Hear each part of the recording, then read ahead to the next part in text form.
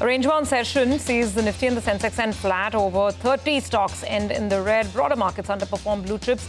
The Nifty Bank as well as the mid-cap index end 0.5% lower. Zomato and Blinkit owner Eternal stock surges on its bottoming out call for the quick commerce, and it's scripting a path to growth and profitability. The peer, Swiggy, and stakeholder InfoEdge also rally.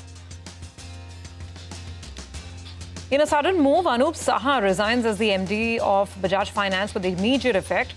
Vice Chairman Rajiv Jain will assume additional responsibilities in the interim. Sources say it is premature to assume that Saha's resignation is linked to the top job at IndusInd Bank, where he is one of the three contenders. That's an exclusive.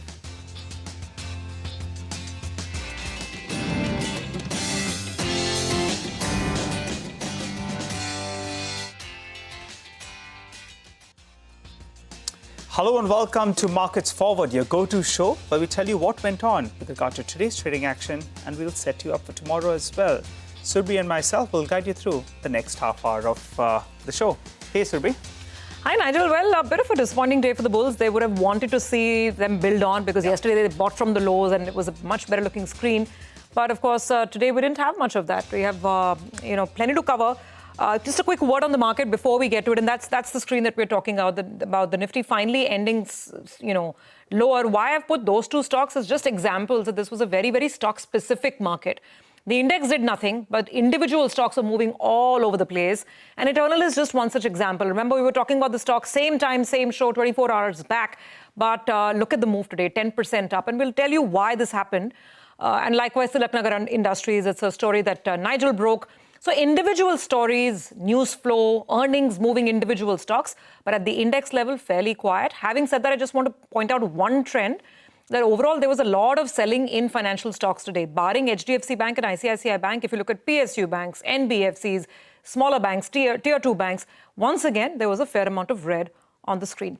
All right, but let's run you through first what we have lined up on the show for you today. We start off with all the movers and shakers. Hormuz Aman will be waiting by on that. Eternal shares, they touched record highs in today's trading session after a solid quarter one showing, while Bajaj Finance, well, it grabbed the headlines on the back of a leadership change. Tilaknagar Industries as well surged in trade on the back of a possible stake buy in Imperial Blue. Last but not the least, we'll delve into all the key market cues you need to track for tomorrow's session. But as promised, Hormuz is already geared up, taking strike first up to tell us about all the movers and shakers. Hormuz, take it away. Well, there were some of these names that actually knocked it out of the park in today's trading session. As you mentioned, Eternal being one of them, 10% higher, making a record high today, a 3 lakh crore market cap as well in today's session. Of course, there were some that were knocked over as well. The Entertainment being one of them, with a disappointing ad and subscription revenue performance, so 6% lower on that stock. AGI Greenpack on very strong volumes, ending 14% higher. Blue Jet and Kirloskar Pneumatic too, some of the earnings casualties of today's trading session. Some of the other newsmakers today, of course, 361 WAM was on the back of a block deal that took place in today's in early morning trade. Havells India, of course, after the double upgrade that came in from BOFA earlier in the day, and that resulted in a recovery from the lows of the day. Tilaknagar Industries, of course, Nigel's news break. SML Isuzu continues to move higher from M&M's open offer price, and GMDC too at almost a 5% pop in today's session as well. Pharma stocks were a bit of a sulk in today's session. Most of the stocks on the pharma index ended lower today, losses of anywhere between 1.5% to as high as 3.5%. A similar reaction seen in the PSU banks as well, the top sectoral loser in today's session, and all of the stocks on the PSU bank index ending lower, 2 to 4% were the losses seen in today's trade. And lastly, in a wobbly market like this, there are still stocks that are at a 52-week high, most of them being cement names. Look at Ramco Cements, Dalmia Bharat, Shree Cement, and of course Nelcast too. A 10% move in today's session at a 52-week high. Back to you guys. Okay, all right, thanks for that. So, yeah, good to see some little specks of green here and there because at the index level, things were pretty much either directionless or lower. Okay, let's move on. Like we were saying, it's all about individual stocks. So straight away getting to the action. Zomato and Blinkit owner Eternal rallied a whopping 11% today after scripting a path to growth and profitability. Remember, yesterday Manglam was telling us how the numbers were above estimates. Today, there were a lot of brokerage notes that were sounding very optimistic on these stocks. Manglam is here with the details. Manglam. Well, Eternal in today's trading session have hit a record high. In fact, ever since the company reported the numbers, the stock has rallied about 15% plus. And that, if you look at the reported numbers, then you'll be wondering why. Because the revenue has grown 70%. That's great. The EBITDA has fallen 35%. Margins have contracted to 60 basis points.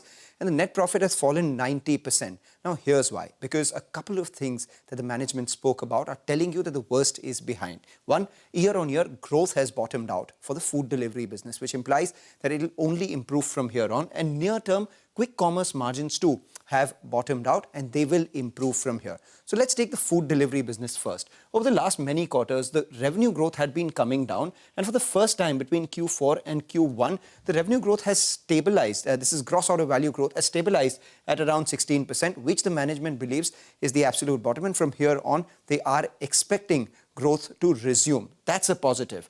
The second part, Blinkit, which was supposed to be the growth driver of the company, continues to be the growth driver, so much so that the revenue growth of 154% has actually made it the largest revenue component in the overall business. But the problem over the last few quarters was EBITDA loss increasing due to competition. Out here, the losses have narrowed quarter on quarter, and this despite the company continuing to expand. So if you look at it, they've added almost 243 stores in this quarter, total stores going all the way up to 1544. And this, while doing so, the losses quarter on quarter have narrowed. So the Blinkit loss trend comes up for you from 178 crores, it's narrowed to 162 crores. And the management believes that in the near term, it's actually likely to see margin improvement. So two growth drivers of the company, both of them fairly in place. Which is the third one? It is District, where the management sees over the next 5 years, it could be an annual $3 billion revenue company with $150 million in annual adjusted EBITDA. So the third factor doing extremely well for them as well. The question, what about the money? Well, in the fourth quarter, they had seen a quarter-on-quarter decline in their cash balance. That too seems to be stemming right now. From the fourth quarter to now, the cash has marginally increased or cash burn has reduced as well. So all these factors doing well. The stock, which was off its highs, has now moved higher. The next big trigger is because it is now a largely domestic-owned company. They will own inventory in Blinkit as against third-party sales, and that could increase their margins in the quick commerce business by about 1% as well. And when Blinkit rise, it's not just Blinkit, because we have Swiggy, which is trading higher on the back of Eternal's performance. And it trades at a 45% discount to Eternal, so that stock is higher. And secondly, InfoEdge, which owns about 13% stake in Eternal, worth nearly 38,000 crores or 40% of its market cap, doing well in today's trading session as well. But the data point or the picture that caught my eye was that on the shareholders' letter. It had three businesses, all of them with clear positioning. Zomato for Eternal, aaj kya khaoge? District, aaj kahan jaoge is the going out business. And Blinkit, finally, aaj kya mangwaoge? Three business propositions, all of them clarified in their shareholders' letter. All right, thanks a lot for that, Mangalam. Well, let's welcome our guest on the show. We have Jay Bala of Cash the Kiosk, as well as Mayuresh Joshi, Director Research at MarketSmith India, who joins us. Hi, gentlemen. Thanks a lot for joining in. Jay, what are you making of today's action? Boring day, huh? I mean, when you move 20 points higher, 20 points lower in the full session. But we have seen in the past that, the Nifty Bank actually is giving you those buying opportunities. You think so, or would you stay away? That's right, Nigel. It is a boring market, and each day, in fact, from last week to this week, there has been not much progress on either direction. The fact that the markets are falling in a slow pace, that's a good sign. This is continuing signal that this is a correction. And the banking index, the private banking index in particular, yesterday's low is pretty important, and the signal from the private banking index is that it's likely rallying to somewhere close to 29,000 plus. So I'm sure that sentiment will spill over into the private sector bank, and that will also join the rally. So at the moment, we want to see a print of 25,332 on Nifty to see and conclude that the correction is over. We could see a further drop to 24,400 if that doesn't happen, but that will be a completed price structure, and it's just a matter of time before the Nifty resumes its uptrend. Okay. All right. Got that, Jay. Let's get to Mayuresh as well. Mayuresh, good to have you on. Just going back to that story, I mean, Zomato, Eternal, and what a performance by the stock. Do you think the worst is over? I think that is the belief, Surabhi. And again, I think just to add to Mangalam's point, I think today's stock action indicated, क्या आज आपने stock खरीदा है? क्या आप stock खरीदोगे? Was the question asked by Eternal to the market itself. Obviously, I think the data points put out are sounding a lot more optimistic, both in terms of the food delivery business where the losses are coming off. The cash balances now seem to be a lot more stable. And expectations in terms of the targets set for district seem to be huge. So I think if they're able to achieve anything close to that over the next few quarters, I think the kind of action that you've probably seen in the stock today, that action might very well continue. So yeah, anybody holding on to a stock like Eternal should continue. Okay, all right. Thanks a lot, Mayuresh. But let's shift focus to the banking space. Bajaj Finance gained on the back of a leadership change. Anup Kumar Saha, the MD and CEO of Bajaj Finance, has tendered his resignation. Rajiv Jain has been re-designated as the Vice Chairman and Managing Director of the firm. Ritu Singh joins us to run us through a quick analysis on that. Ritu. Well, our sources indicate it may be too early to assume that Anup Saha resigned from his position as the MD of Bajaj Finance to take over the top job at IndusInd Bank. Remember, we were the first to report that Anup Saha is among the 3 candidates who are in the running for the IndusInd Bank CEO role. And while his name being in the mix may have had some bearing on internal dynamics at Bajaj Finance, we understand RBI is yet to clear a name for the IndusInd role. So the idea that he quit specifically to join IndusInd may be a bit premature. But that said, the resignation itself has come as a surprise, given he was being groomed for the position for the last couple of years and only took over as the MD in April, and so him quitting the role in just under 4 months has raised some questions. Equally important is the fact that Bajaj Finance's long-term MD Rajiv Jain is back at the helm, and he's going to serve as the MD for the remainder of his term until March of 2028.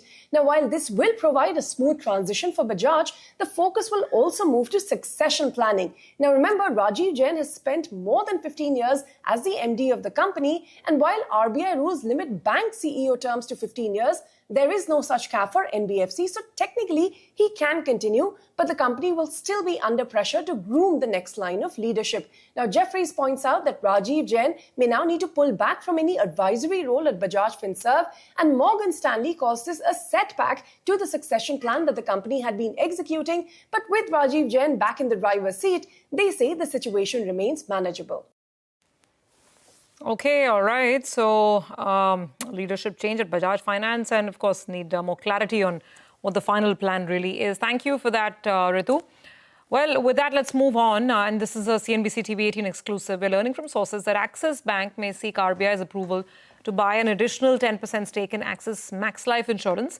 Yash is here with the details. Yash, what are you picking up? Well, Surabhi, that was the earlier plan from Axis Bank as well, to acquire 30% stake. But unfortunately, RBI back then only gave an approval for a 20% stake, which has been done by Axis Bank in Axis Max Life Insurance. Now, what we've been given to understand from our sources is that Axis Bank is likely to express its intention through a proposal to the Reserve Bank of India once again to acquire another 10% additional stake when it comes to Axis Max Life Insurance.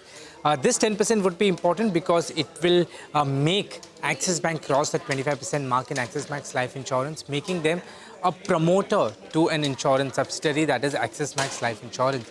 What we've been given to understand is that at this point of time, market regulator SEBI is already in the process of, running an investigation as far as Axis Bank is concerned that pertains to the previous 20% which they had acquired, and that is on the case of pricing of that 20%, and the disclosure is there.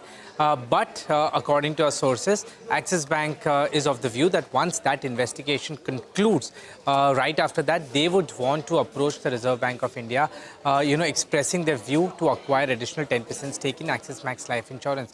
This could be done through issuance of preferential shares towards Axis Bank, and it could bring as much as about 5,000 crore rupees. That is as per the current CMP of Max Financial Services when it comes to Axis Max Life Insurance. So that'll be very important and, a positive move for, of course, Axis Max Life Insurance, the insurance subsidiary, and as well as Axis Bank, because like ICICI Bank, HDFC Bank and State Bank of India, they also get to be the promoter entity for an insurance subsidiary there. Always interesting one, Yash. Thanks a lot for joining in and filling us in on that story. Mayuresh, how do you read the story? I think it has always been in the works, Nigel. So I think to a certain extent, what kind of development happens specifically after RBI has asked Axis Bank to fill up with socks is going to be very, very interesting. At the same time, I think the intent from the bank has been very clear, that they might just keep on adding up in terms of their stake as far as Max Life is concerned. And therefore, I think what developments take place specifically from the regulator are going to be very, very interesting. So let's see what the regulator says on this. Okay, all right, gentlemen, it's early in the week, but time for a drink. I'm going to ask you your view on the stock Tilaknagar Industries, because we here at CNBC-TV18 picked up some source-based information that there could possibly be a deal in the works. That is, Tilaknagar Industries could be looking to pick up a stiff peg. That is, and that'll be whiskey actually. That is, they're looking at buying Imperial Blue brand from Pernod Ricard. So we'll have to see whether or not this happens, but sources indicate there could possibly be a deal on the cards. What is the valuation of this particular deal? It could possibly be close to around 4,000 crores approximately. How will they fund it? Well, they'll fund it via a mix of debt as well as equity. And for this purpose, they are going to be having a meeting tomorrow, a board meet to raise some capital. So we'll have to find out the fine print of that particular thing. What is the mix of debt and what is the mix of equity? As of now, we know Tilaknagar Industries is sitting on a net cash. Remember, a few years ago, they were heavily net debted and they brought it down to a net cash, which is quite phenomenal in itself. What does it bring to the table for Tilaknagar Industries? Currently, they're only in South India. If they actually get this brand, then they'll get pan-India presence. Point number one. Point number two, last year they sold 12 million cases. Imperial Blue sells 22 million cases. So their capacity itself, their scale will go up by nearly around 2.5 to around 3 times odd, which is very, very large. And currently, they're only brandy. 85-90% is only brandy. If they get this asset, they'll become a whiskey player. So it could be a big scale opportunity if in case this deal comes through. We have reached out to both the managements, not got a response as of now, but we'll keep an eye out on this because this could probably be a $500 million deal, which is the largest we have seen in more than 10 years when United Spirits as well as Diageo did that deal. Mayuresh, not asking you about your preference of alcohol, but what do you make? If this deal happens, then what's your take? Very interestingly put, Nigel. And the facts that you took out obviously will work in Tilaknagar's favor. But again, I think the overhang that is happening with the state government, with the Andhra or the Telangana state government, what comes out of that, I think that can become an overhang or a headwind for the stock itself. And obviously, I think if this deal does go through, the pointers that you're putting for, the diversification in terms of product mix, geographical diversification, revenue expansion, all those facts stand in place. But again, one, the actual contours of the deal. Second, I think the overhang, as I said, in terms of their existing issues that they're facing with the government, that just got raised, I think, a day or a day before, I think might just act as an impediment going forward. So as a disclaimer, I think within this alcohol beverage space, I think we continue holding Radico in our global and local portfolios. Okay, all right. Indeed, that was Tilaknagar Industries. Quite a big mover today. Gentlemen, thanks very much for joining in and giving us your advice on all the stocks that we've discussed. I just wanted to mention one more sharp mover today was Z Entertainment. And this is after numbers came in and numbers were weaker than what the market had estimated. There you go. That's the stock for you. Sharp decline and at 6% lower. The ad revenue, forget growth. The ad revenue was down 17%, a lot more than what the market had in mind or had penciled in. And even the subscription growth, there was hardly any versus expectations of a 4-5% growth at least. So disappointing numbers from Z taking the stock down today. Well, with that, we'll hit a quick break, come back on the other side, and then we'll get you all the top corporate voices along with the events to watch tomorrow.